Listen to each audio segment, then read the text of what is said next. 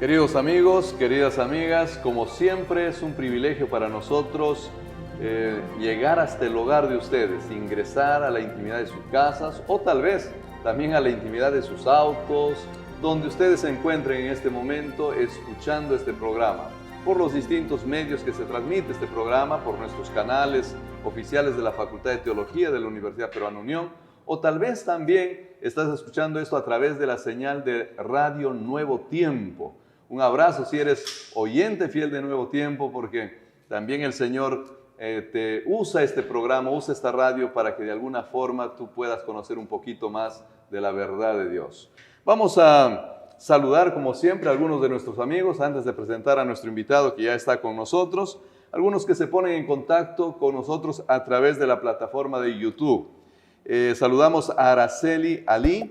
Ella nos dice feliz sábado, queridos hermanos, desde Arequipa. Está desde Arequipa ella saludándonos. Un abrazo para ti, Araceli.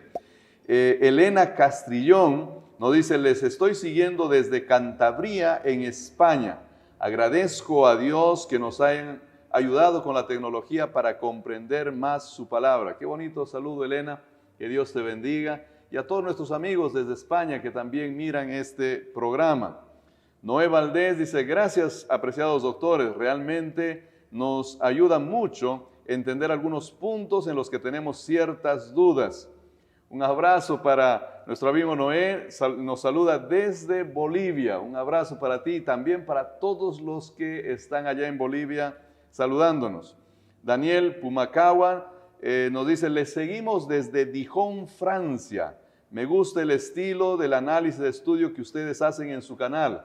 Bendiciones, pastores. Bendiciones para ti, Daniel. Un gran abrazo y para todos nuestros amigos de habla hispana que tal vez están mirando allá en Francia y capaz alguien que también está intentando aprender el español junto con nosotros. Un abrazo, que Dios te bendiga.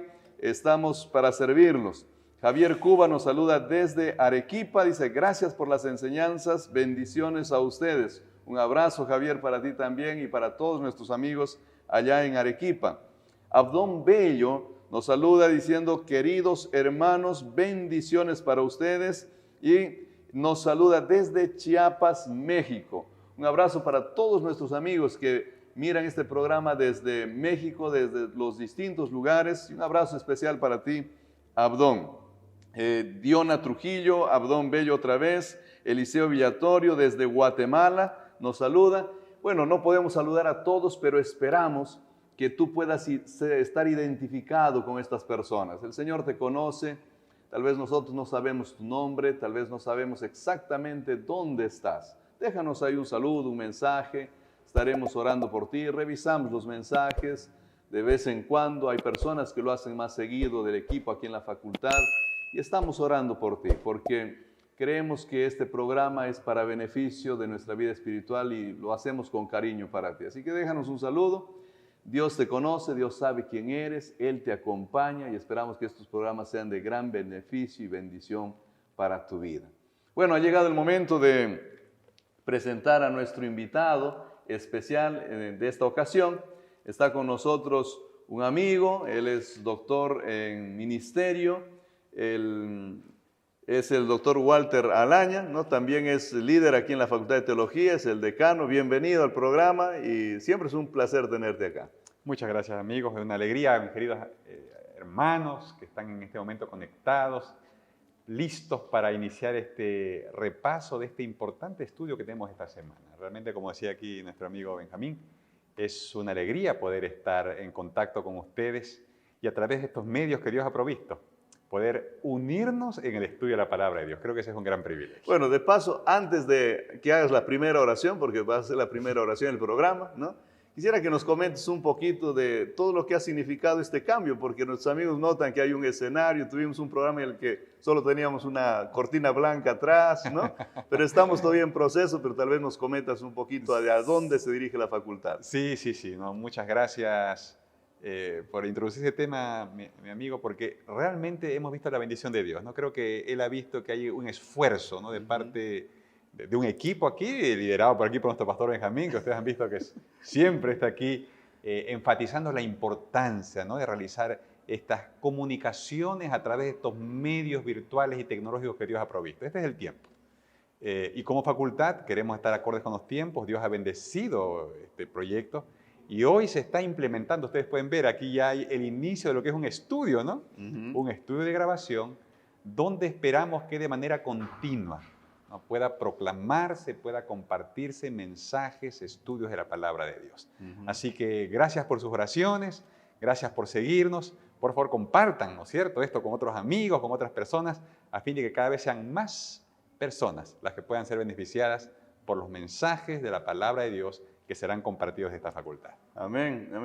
Yo creo que va a ser muy bonito, ¿no? Sermones, clases, seminarios y seguramente diálogo abierto seguirá. Por ¿no supuesto cierto? que sí, es el programa insignia, ¿verdad? Por la gracia de Dios va a seguir, pero se añadirán otras cosas que la Así es. facultad va a disponer para la iglesia y la feligresía y también para el público general. Por supuesto, ese es el deseo. El deseo es llevar palabra de Dios para todas las personas, en todos lugares, de todas las edades, ¿no es cierto? Queremos que Dios nos dé esa capacidad de poder comunicar mejor la palabra en un mundo que realmente lo necesita. Amén, gracias. Bueno, queridos amigos, ya es tiempo entonces de iniciar nuestro estudio y ahora sí vamos a pedir acá al pastor Walter que él pueda hacer la oración para poder iniciar este estudio.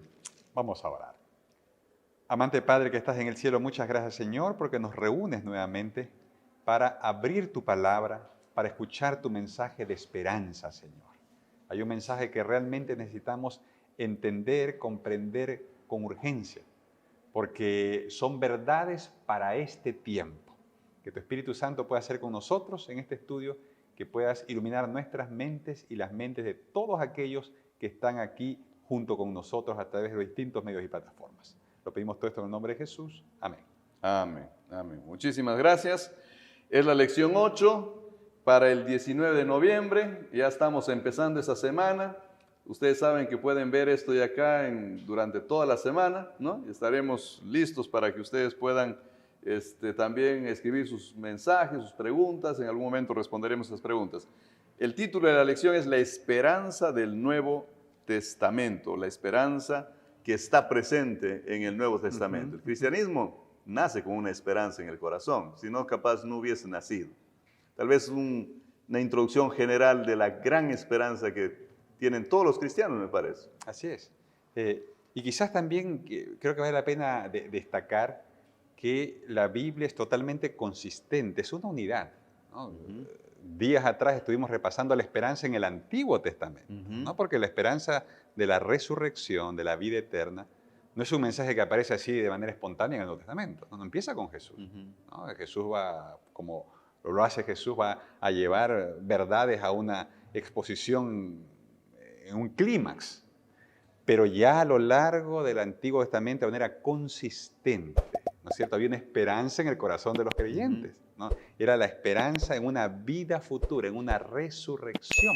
O sea, esto de estudiarlo, digamos, de forma sistemática, vamos a decir, no es, lo ponemos el Antiguo, el Nuevo, pero en realidad es todo. Qué bueno que quede claro eso, qué bueno que lo aclares, que es una sola idea, una sola esperanza a través de todo. Es la esperanza de todos los creyentes de todas las edades. ¿No? Tenemos a Job, pues, ¿no? Comenzando con Job, ¿no? Que se considera que es la historia más antigua, ¿no? El registro ahí de los fieles del Señor.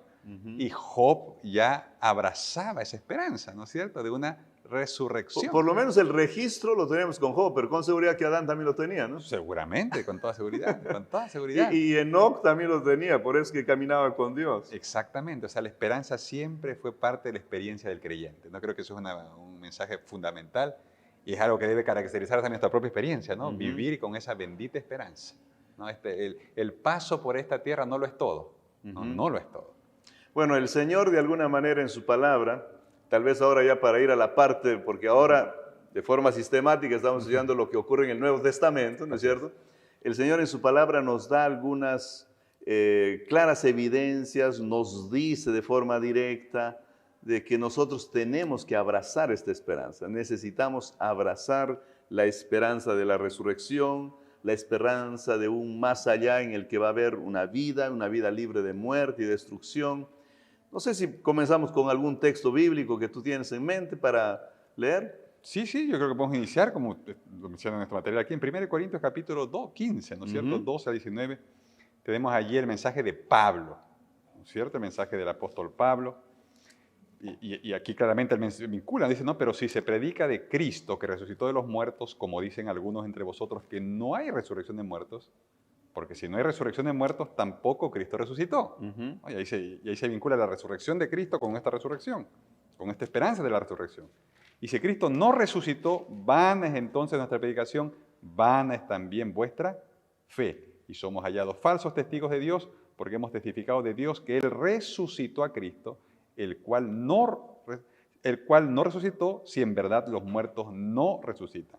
Porque si los muertos no resucitan, tampoco Cristo resucitó. Y si Cristo no resucitó, vuestra fe es vana y aún estáis en vuestros pecados. Entonces también los que durmieron en Cristo perecieron. Si en esta vida solamente esperamos en Cristo, somos los más dignos de conmiseración de todos los hombres. Entonces, claramente para Pablo está claro que la resurrección de Cristo es el fundamento de la esperanza cristiana. La resurrección de Cristo. Sin eso no tendría mucho sentido todo el cristianismo. Todo el cristianismo. Así es. Si Cristo murió y está allí, si la tumba de Cristo contiene el cuerpo de Cristo, no existe cristianismo. Gracias a Dios esa tumba está vacía. Gracias a Dios. Porque gracias a que Él resucitó, hoy tenemos la garantía de que la resurrección es una realidad. Es un Dios vivo el que nos va a llamar de vuelta a la vida. Ese es el mensaje de la Biblia. Además de las evidencias que ya hemos estudiado, como bien mencionaste, que Dios tiene la capacidad de resucitar a los seres humanos. Exactamente. ¿No? Está esto de la resurrección del Señor Jesús. Ahora, ¿no hubiese sido suficiente con las otras resurrecciones, las evidencias del Antiguo Testamento, resurrecciones en el Nuevo Testamento, para que nosotros digamos ya es suficiente, es garantía total? ¿Qué hace diferente a esta resurrección del Señor Jesús? Claro, ese es un punto muy importante, ¿no? Porque lo que la Biblia muestra claramente es que la muerte de Cristo fue una muerte singular. Todos los otros que resucitaron, a excepción de Moisés, a excepción de Moisés, ¿no es cierto? Resucitaron y volvieron a morir. ¿No? Pero Jesús murió lo que nosotros llamamos la muerte segunda, ¿no? La muerte segunda. Esa muerte para la cual los seres humanos no tenían esperanza de retorno. De la que no van a tener esperanza. De la que no van a tener esperanza de retorno. ¿No es cierto? Porque el que muere la muerte segunda no resucita más. Claro. Es la muerte definitiva. ¿No? Pero esa muerte que era el destino de todos los seres humanos, porque ese es el destino que merecemos. Ese destino que merecemos. Es la muerte que Jesús murió para que nosotros no tengamos que morir esa muerte. Y esa es la buena nueva del Evangelio. Claro. O sea, cuando el apóstol Pablo en Romanos dice que la paga del pecado, Romanos 6:23, la paga del pecado es muerte, no se está haciendo referencia a este hecho cuando ahora nosotros descansamos. A esta muerte que es llamada un sueño, ¿no es cierto? Claro, que el Señor Jesús dice sueño, si no está haciendo referencia a la que mencionas. A la muerte segunda, a la muerte definitiva, ¿no es cierto? A la paga del pecado. Entonces Jesús es el que muere esa muerte y el que vence esa muerte, ¿no? Por eso cuando Pablo en 1 Corintios dice, ¿no? que la victoria de Cristo debe ser proclamada con tanto gozo, ¿no es cierto? ¿Y dónde está, oh muerte, todo hijo? ¿Dónde está? Claro, la muerte no pudo contener a Cristo.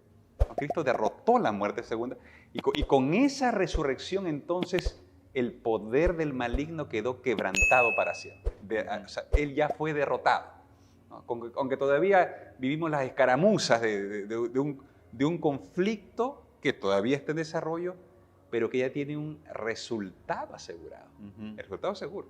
O sea, la victoria está segura porque el Señor Jesús venció la muerte de verdad, por así decirlo. ¿No? La muerte definitiva. Definitiva, porque la otra es un sueño en el que todos vamos a levantarnos. Como lo estudiábamos en semanas pasadas, algunos para recibir el premio de la vida eterna y otros, dice el libro de Daniel capítulo 12, versículo 2, para recibir condenación, vergüenza y destrucción eterna también.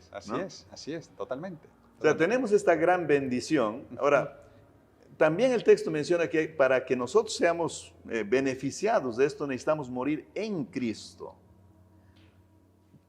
¿Qué diferencia? Porque todos los seres humanos morimos, ¿no? Y yo creo que la mayor cantidad de personas ha experimentado la pérdida de un ser querido, pero ¿cómo es esto de que muere en Cristo y hay otro que no muere en Cristo? Porque si hay alguien que muere en Cristo, hay otro que no muere en Cristo. ¿Cómo yo sé si yo voy a morir en Cristo o si alguien murió en Cristo? Claro. Quizás ahí ese diálogo de Jesús con María y Marta, ¿no? Cuando están hablando justamente de Lázaro, ¿no? Que estaba muerto ya 4 días, ¿no? Y entonces en el contexto de ese diálogo Jesús le dice a María y a Marta, ¿no? Dice, yo soy la resurrección y la vida, ¿no? Dios es la fuente de vida, ¿no? Jesús es la fuente de vida.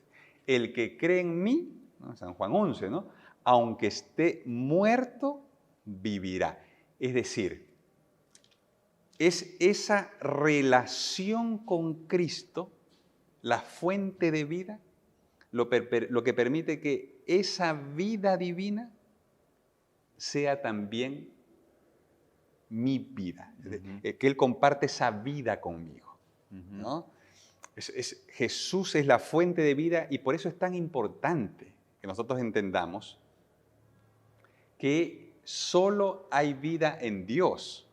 O sea, la vida que nosotros tenemos depende de Dios, es gracias prestada, a Dios, es prestada.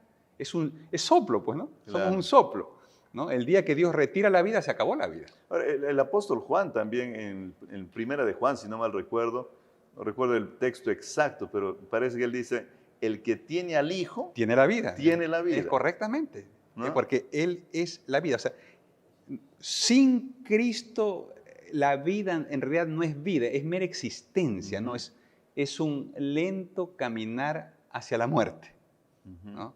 Es cuando Cristo llega a la vida, es cuando yo acepto a Cristo en mi vida, que entonces realmente este concepto de vida eterna se hace realidad en mí.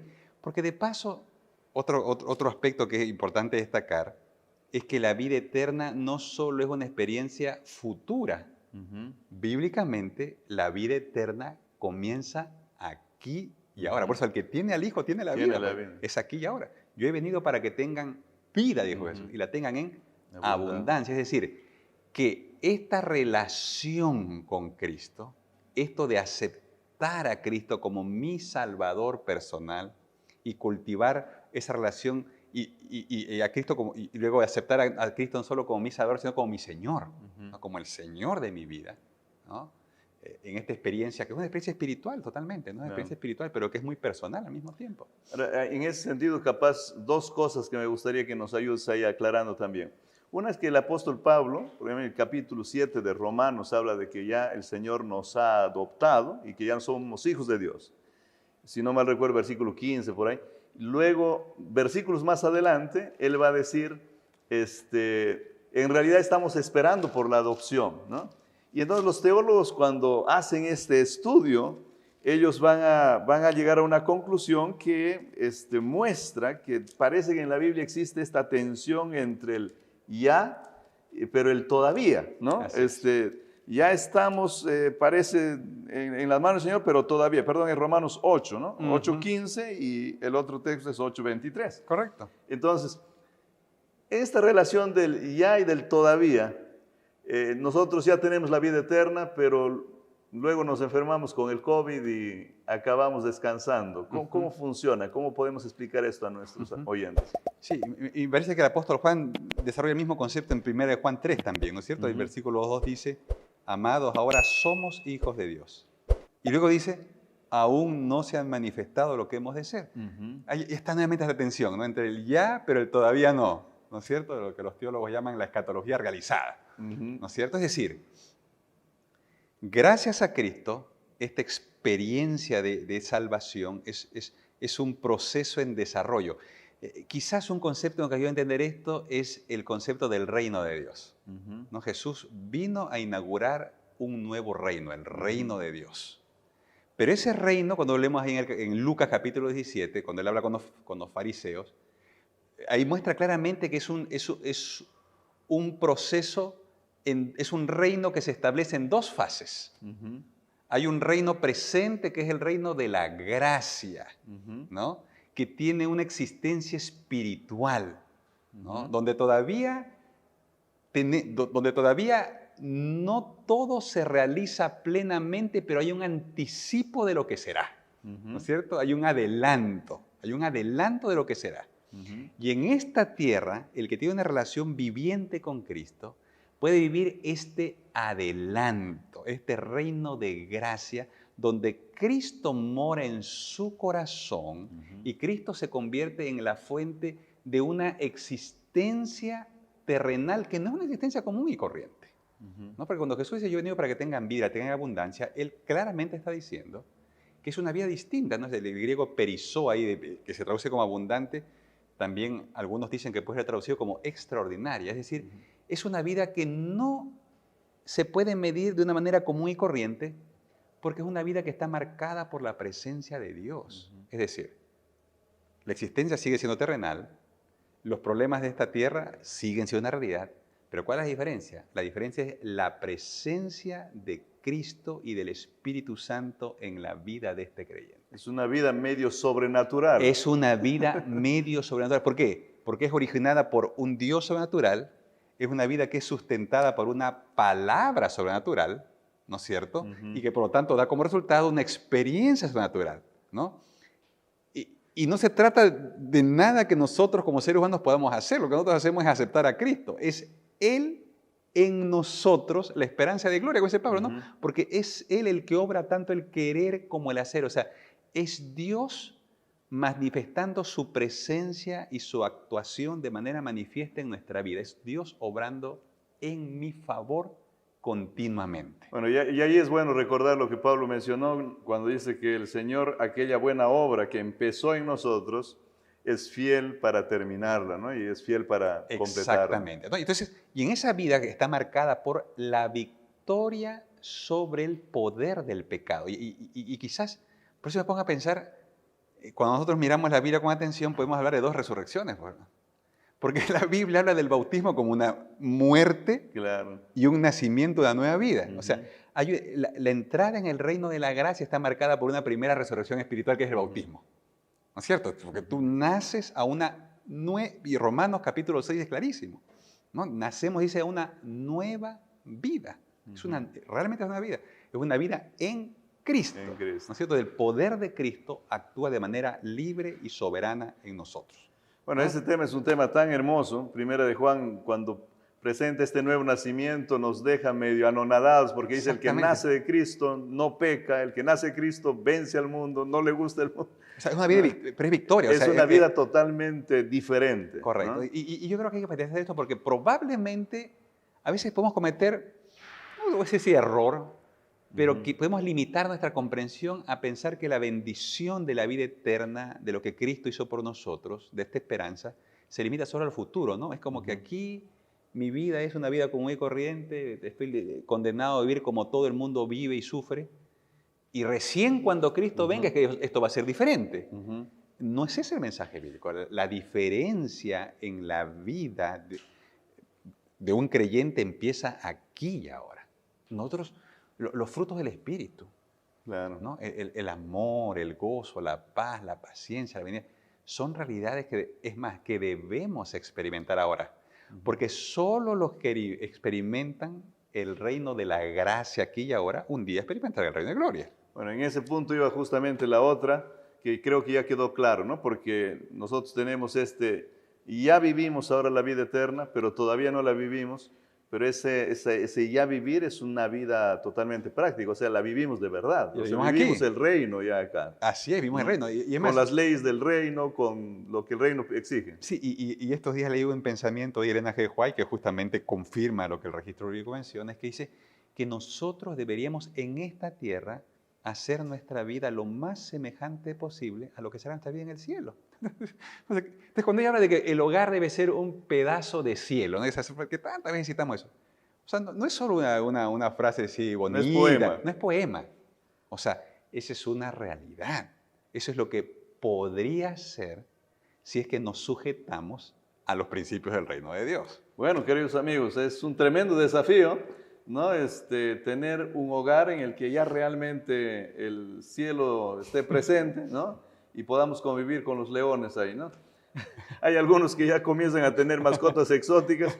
Creo que de eso nomás no se trata, pero la vida de paz y de tranquilidad, de felicidad y armonía, creo que es lo más importante acá. Ahora, en ese contexto, en este mundo, estamos todavía esperando un poquito.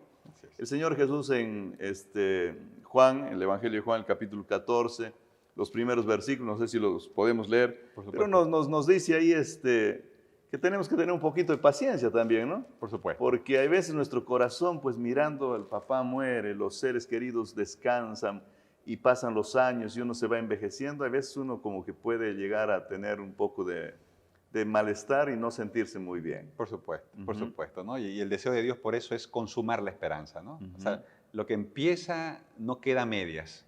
Lo que empieza Dios desea consumarlo muy pronto, ¿no? Y creo que Juan 14 nos recuerda que muy pronto llegará esa experiencia que hará real el reino de gloria, ¿no es cierto? Cuando ya seremos no solamente liberados del poder del pecado, que es la victoria que podemos ganar ahora, sino que seremos librados de la presencia del pecado, y que es lo que todos anhelamos, ¿no? Que ya no queremos más, ya es suficiente de contacto con un mundo de pecado hemos tenido, creo que ya no deseamos más, ¿no? Bueno, yo quiero repetir lo que mencionaste porque creo que es importante que nuestros amigos reflexionen eso, ¿no? O sea, en este mundo Dios nos da la posibilidad de tener una victoria del pecado, una liberación del pecado, pero también existe luego una victoria mayor, que no es solamente la liberación de las consecuencias del pecado, sino que la liberación total del reino del pecado, ¿no? Donde ya el gobernante y el que incita el pecado no estará más y habrá un mundo en el que no habrá muerte, no habrá dolor,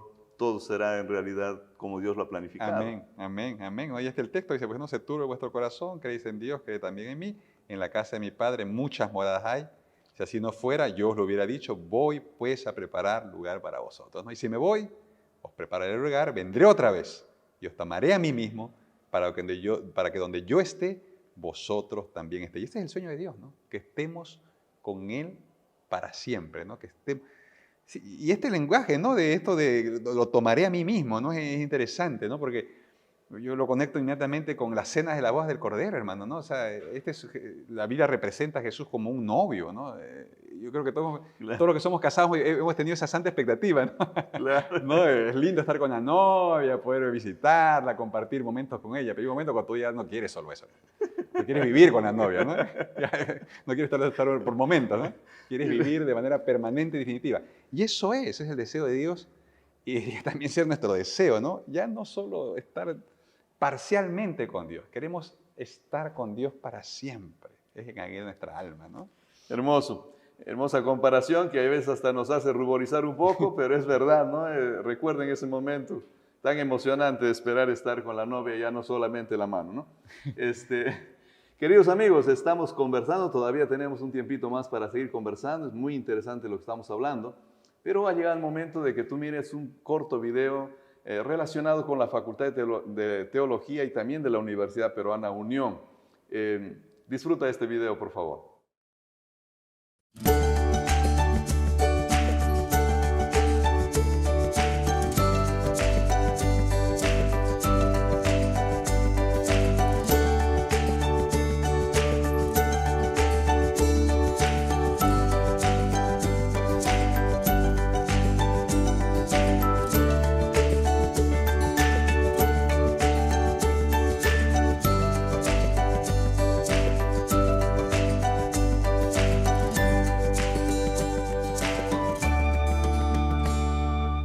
Muy bien, espero que hayan disfrutado del video. También quiero aprovechar para animarlos a ustedes a participar del ingreso, porque de acá a poco ya todas las facultades están siendo abiertas y van a dar sus exámenes de ingreso. La Facultad de Teología, como ustedes bien saben, ya pasó unas semanitas atrás en las que tuvo un proceso especial para el ingreso. Disfrutamos de la compañía de los jóvenes, hicimos muchas actividades bonitas con ellos, porque creemos que para que alguien luego estudie teología también necesita pues ser conocido acá y conocer su facultad, incluso antes de que inicien las clases, ¿no? Capaz, como una pequeña introducción, cuéntanos un poquito de lo vivido en esa semana, porque no tuvimos la oportunidad de contarle a la gente en las semanas pasadas. Sí. Bueno, creo que como facultad hemos adoptado este lema, ¿no? De camino a la excelencia, ¿no? Estamos realmente desafiando a nuestros jóvenes a que puedan desarrollar plenamente sus facultades, ¿no? Así que nuestro proceso de admisión ahora incluye que el muchacho experimente un adelanto, ¿no?, de lo que es la vida estudiantil. Es justo lo que estamos hablando, no es como que adelanto del cielo, adelanto de la formación pastoral, ¿no? Para que él venga, pruebe, experimente si realmente esto es lo que él desea, si esto es lo que Dios lo está llamando a hacer.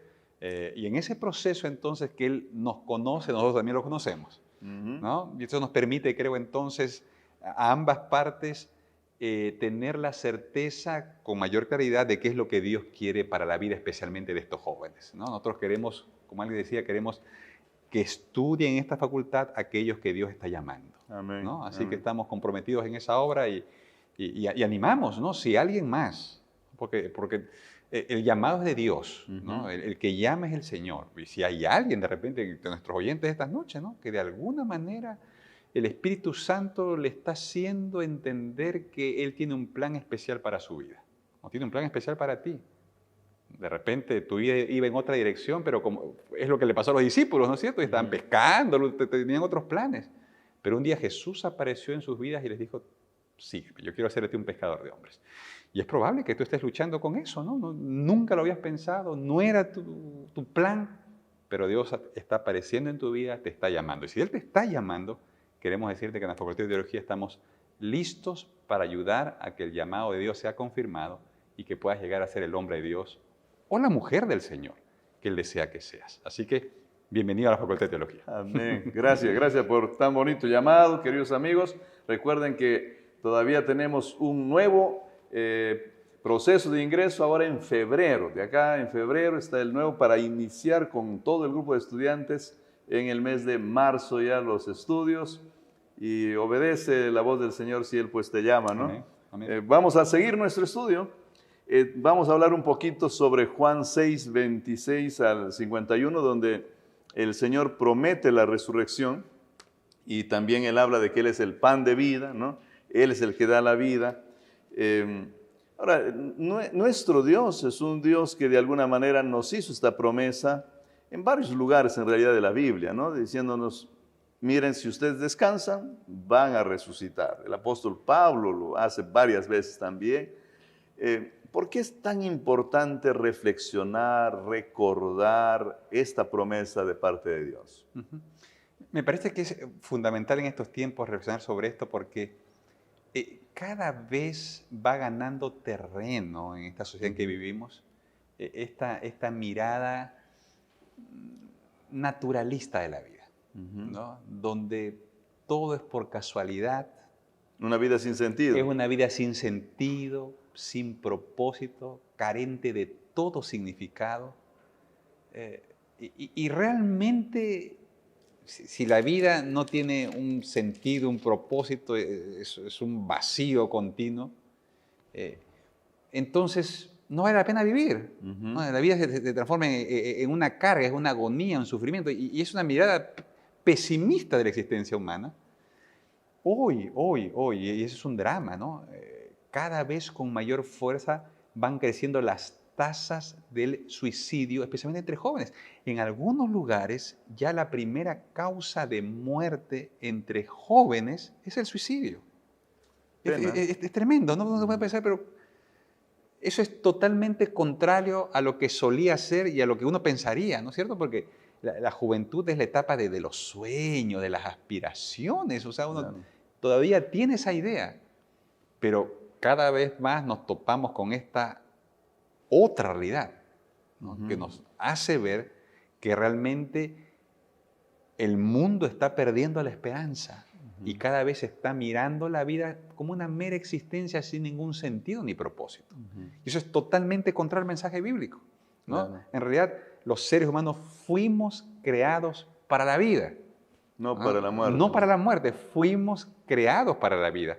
Desde la perspectiva bíblica, la vida terrenal no es otra cosa que una preparación para la vida eterna. O sea, para eso es la vida presente y terrenal. Es una preparación para la vida eterna. Y es importante que todo el mundo lo sepa, pero yo creo que especialmente nuestros jóvenes en este tiempo, si hay jóvenes aquí mirando, por favor, jóvenes, ustedes tienen que tener claro eso. ¿No? O sea, son un diseño divino con un propósito especial y Dios les ha dado la existencia en esta tierra para que puedan prepararse para la vida definitiva, para la vida eterna.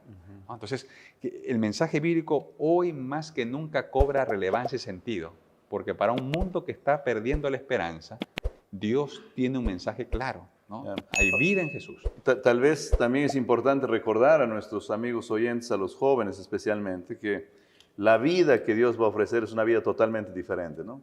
Porque como bien mencionabas, capaz este joven que nos está escuchando en este momento, no sabemos, está decepcionado de esta vida. Correcto. Está totalmente desilusionado de esta vida. Pero no es esta vida la que Dios ofrece, ¿no? Es una vida totalmente diferente. Y volvemos al concepto de vida eterna, pues. ¿No? O sea, el concepto de vida eterna, que nuevamente enfatizo, ¿no? Muchas veces nosotros solamente lo relacionamos a una experiencia futura, una comprensión correcta de la Biblia, muestra claramente que la vida eterna es una realidad presente. O sea, no es, porque nosotros también cuando pensamos en vida eterna, generalmente nos enfocamos en la cantidad, es una vida sin fin, por eso es eterna. Pero el sentido del término bíblico es también un asunto de cualidad, es una clase de vida. ¿Por qué es vida eterna? Porque es una vida con Dios. O sea, es la presencia de Dios lo que hace que mi vida terrenal y temporal pueda proyectarse hacia la eternidad, ¿no? Es Dios en mí el que hace toda la diferencia. Por eso es fundamental que animemos, volvemos al tema de los jóvenes, ¿no? Especialmente nuestros jóvenes, a que puedan tener una experiencia real con Dios. Eso es lo único que va a devolverles el sentido, el propósito, es una experiencia real con Dios. Sin Dios, la vida realmente es eso. Es vacío, es decepcionante. Es decepción, es angustia, es sufrimiento, es penumbras. Pero es totalmente distinta una vida con Dios. Y en el caso de los jóvenes, ¿no? Quizás dos ejemplos claros en la Biblia de jóvenes que entendieron eso muy temprano en sus vidas y que creo que se convierten en claros paradigmas y ejemplos para nuestros chicos. Muchachos, miren la vida de Daniel, Daniel 1.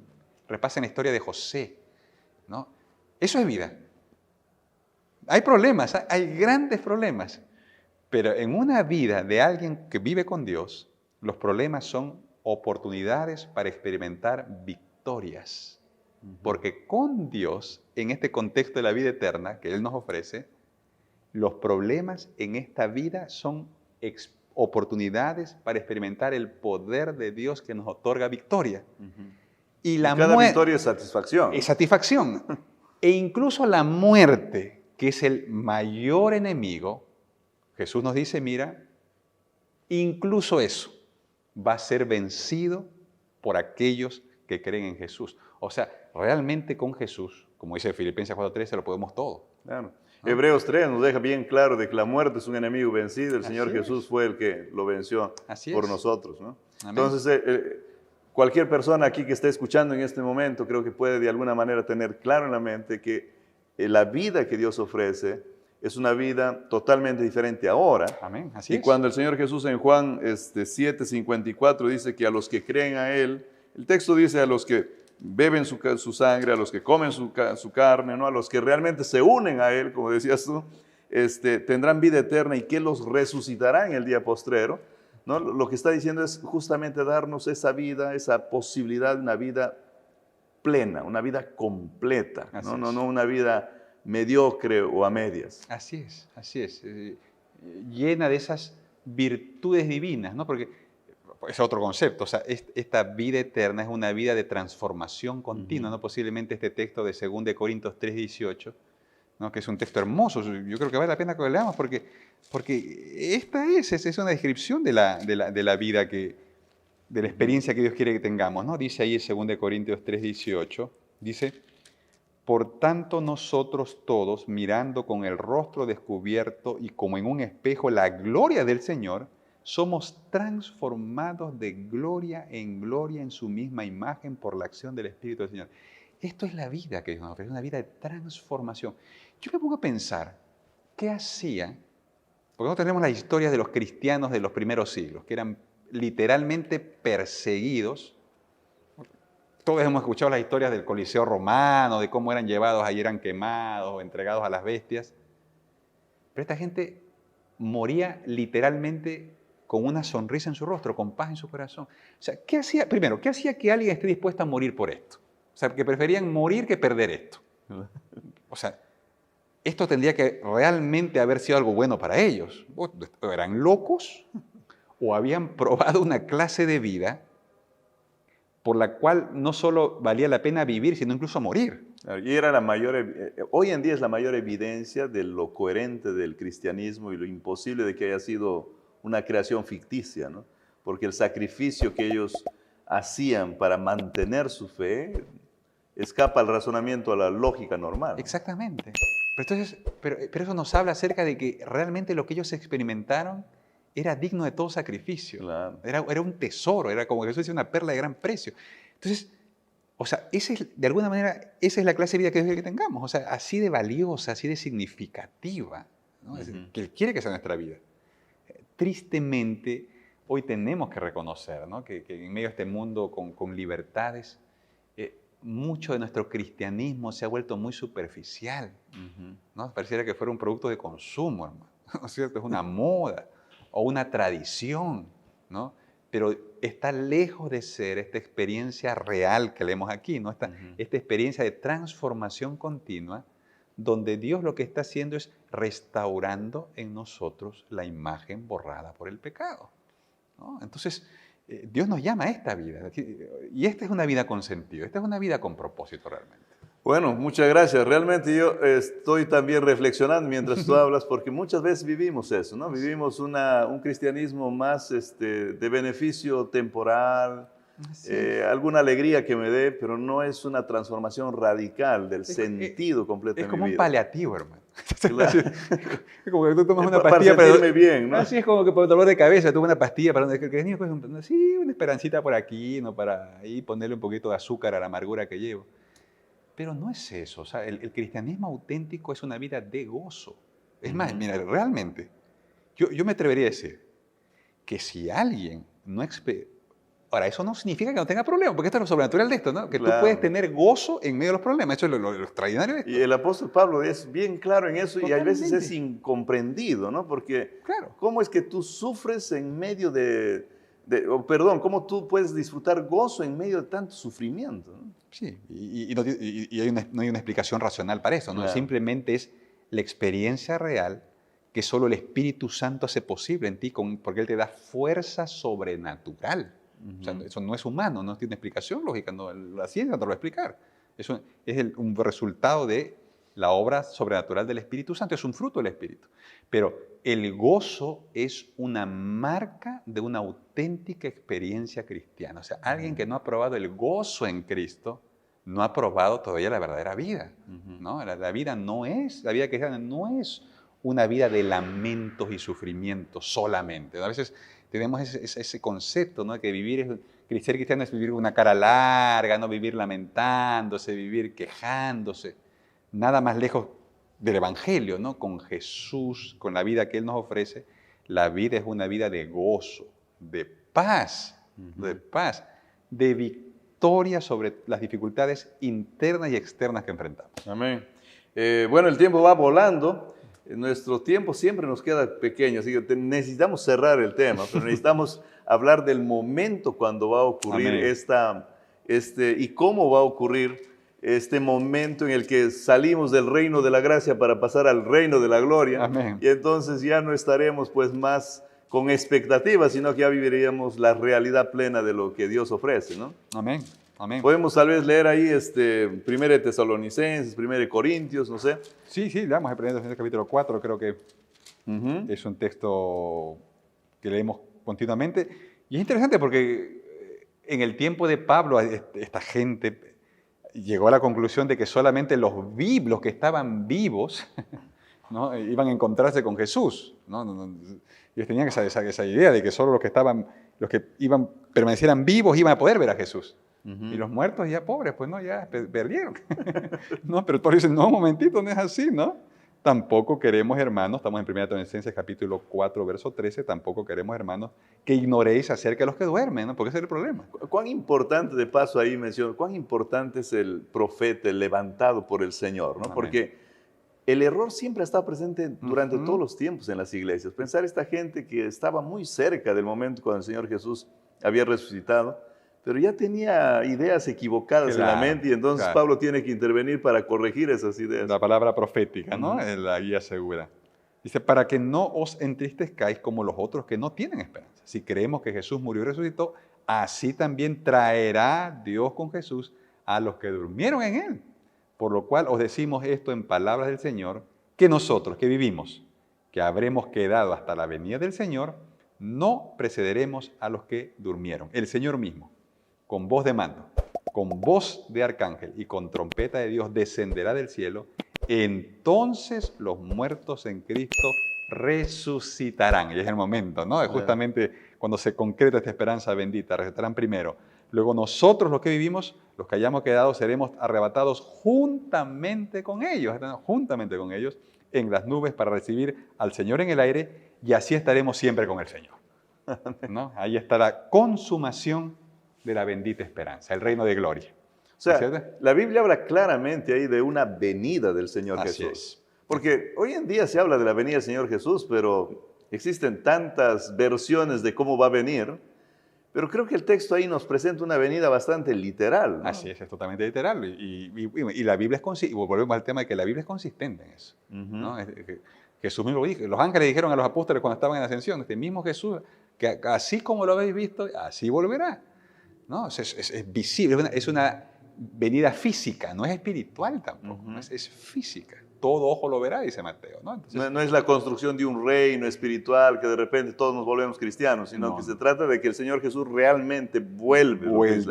La promesa de la segunda venida de Cristo es una promesa totalmente enraizada en el mensaje bíblico, ¿no? Volvemos al tema del reino de gracia y el reino de gloria, ¿no? El reino de gracia tiene su lugar, pero no lo es todo. Un día Jesús vendrá a establecer el reino de gloria. Amén.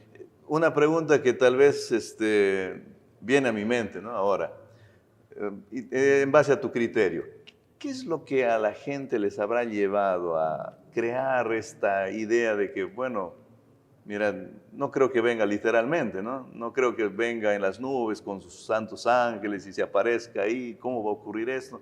Mejor creamos otras ideas, un reino que nosotros lo vamos a fundar, una venida espiritual, algún otro tipo de venida. ¿Qué es lo que puede haber llevado a eso? Me parece a mí que en la raíz de todas estas otras explicaciones o estas otras alternativas está esa falta de fe en lo que la Biblia dice, en lo que la palabra dice, ¿no? Dudamos de la veracidad del registro bíblico, ¿no?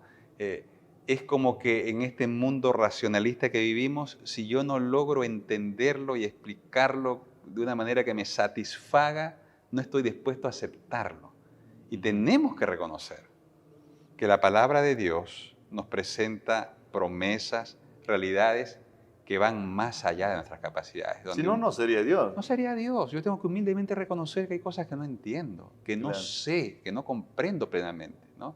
Cuando Dios dice, por ejemplo, ya en el libro de Jonás, que ese hombre cayó y vino un pez y se lo tragó, claro, o sea, hoy muchísima gente, posiblemente hasta la mayoría de teólogos nos dirán que eso es una fábula, es una figura de lenguaje, una ilustración para gente, ¿no?, limitada intelectualmente, que requería ese tipo de lenguaje para entender. No, o sea, tenemos que dar ese tipo de explicaciones porque eso ofende nuestra razón. No es muy racional. No es muy racional, pero nosotros tenemos como seres humanos que reconocer que Dios está más allá y por encima de esta razón. Amén. ¿No? Y que qué bueno que esté por encima de nuestra razón. Sí, gracias a Dios que está por encima de nuestra razón. Y que la fe consiste en creer y tomarle la palabra a Dios. Si Él dice que el pez se tragó a Jonás, nosotros creemos que, como alguien decía, ¿no?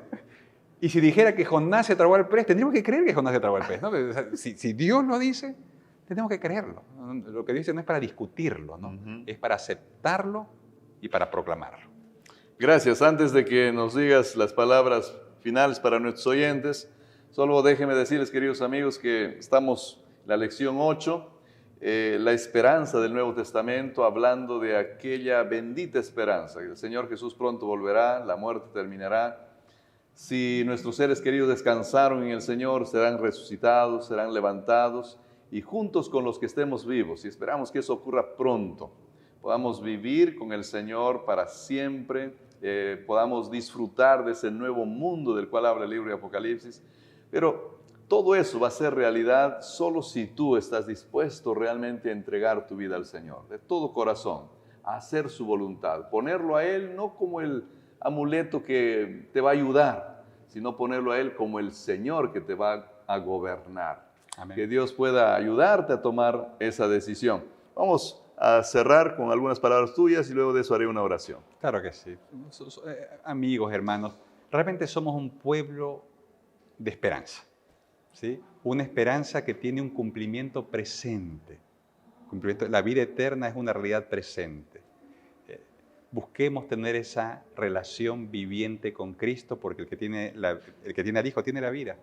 Y si tú experimentas la presencia de Cristo en esta tierra, ese mismo Cristo te preparará para que te encuentres con Él muy pronto cuando venga por segunda vez a ponerle fin a todo este sufrimiento. Y aquel Dios que vivió contigo en esta vida te levantará de los muertos para que vivas eternamente con Él. Que Dios te bendiga y te acompañe a vivir esa esperanza y a compartir esa esperanza con otros. Amén, amén. Oremos, queridos amigos. Padre querido, te damos gracias por tu palabra. Gracias por darnos este tiempo para meditar en ella, para estudiar, para recordar y también tal vez conocer algunas cosas más de las que tú nos ofreces, darnos esa seguridad de que este mundo de pecado terminará y un reino de gloria en el que no hay más muerte y no hay pecado comenzará. Ayúdanos para vivir la vida aquí ya, como si estuviésemos viviendo en ese nuevo reino. ¿No? Y permite, Señor, que nosotros simplemente continuemos nuestra vida de santidad, una vida de desarrollo, de comunión contigo cuando tú vengas. Amén. Señor, quédate con nosotros, pero también te pedimos que te quedes con cada persona que está detrás de sus pantallas, celulares, de la radio. Tú responde a sus preguntas. Tú sabes, Señor, si hay dolor, hay pena. Nosotros no los conocemos, pero tú conoces, Señor, la realidad de ellos. Por favor, sé propicio a sus pedidos también. Muéstrate como un Dios real para que ellos cada día puedan crecer en fe, en conocimiento de tu palabra también. Amén. Bendícelos, por favor. Te pedimos eso en el nombre de nuestro Señor Jesús. Amén, Señor. Amén, Señor. Queridos amigos, este ha sido su programa Diálogo Abierto y como siempre los esperamos la próxima semana. Que el Señor los bendiga.